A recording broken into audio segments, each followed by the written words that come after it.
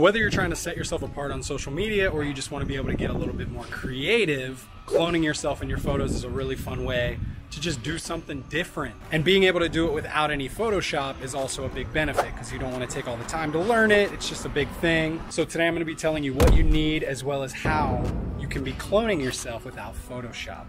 First thing you need, a camera. Obviously, we're going to be taking pictures. If you only have your phone, that works perfectly fine as well. The second thing you need, a tripod or some sort of steady surface to where your phone or your camera will not be moving at all. This is super important because you have to keep your frame the exact same for this to work. And lastly, this is optional, but some type of remote is going to make things much easier so you don't have to be running back and forth with a self-timer.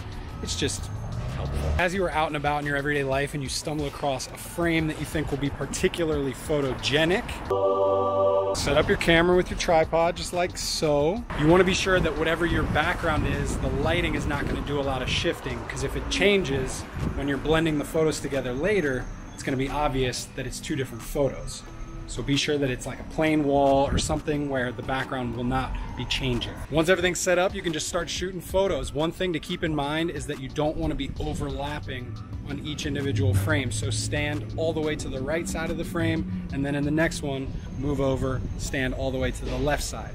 That way when you overlap the photos, there's not gonna be any crossover. You're not gonna like look like your arms are melded together. It's gonna get weird. One other thing that I forgot to mention, when you're standing in front of the camera, you don't want your depth of field to be different in two different shots. So you want to kind of keep yourself on the same plane. So take a photo over here, step over and be an equal amount of distance from the camera so that the background isn't different.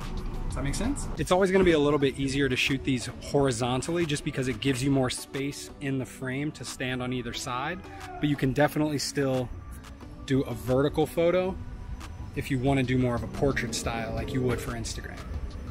If you are doing vertical, just be really conscious of the fact that you're not overlapping yourself when you step to both sides of the frame. Quick outfit change for the sake of the photo. So now that I've got everything that I need, I'm gonna head home and I'm gonna edit these.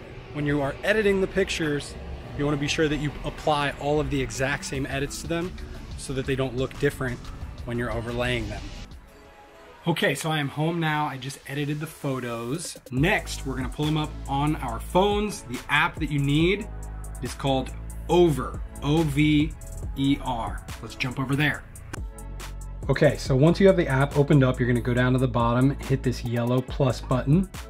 You're gonna select Image, go to your photos, and I'm gonna pick the first photo that I wanna use as the base layer.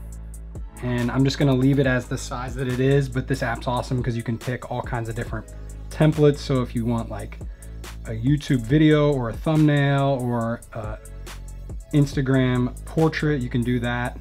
Actually, you know what? Let's do a portrait. That makes more sense. So I'm ready to go with that. Now, I'm gonna press on the image. I'm gonna duplicate it.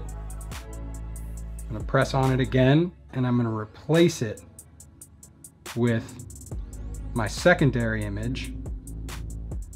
So you can see, if you go up here and tap this little thing that looks like the three pictures stacked together, you can see all of your different layers. We'll go back.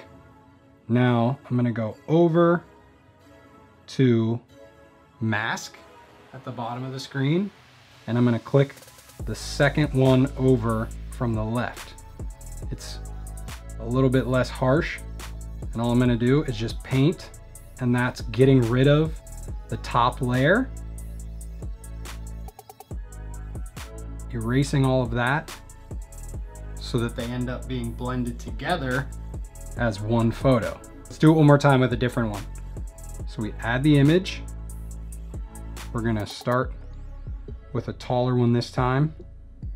So if we want to do another Instagram portrait, we're going to tap it, you duplicate it.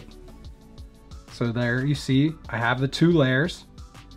Tap it one more time, you replace that top layer with the other image from the set so that they're layered on top of each other. Go over to mask, select the feathered edges tool, and you just paint with your finger right over the top of it. And all of a sudden, we got twins. And there we go. A super easy way to clone yourself for your photos and just to make yourself kind of stand out there. I know it's really tough, especially if you're an aspiring influencer or whatever it is, just any sort of content creator, anything you can be doing to just differentiate yourself from everybody else. It's always a plus. So make sure you tag me in your photos when you do this technique. I would love to see how you guys are getting creative with it.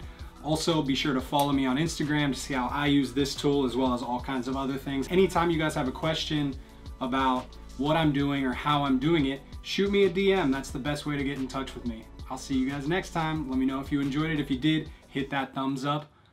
Bye.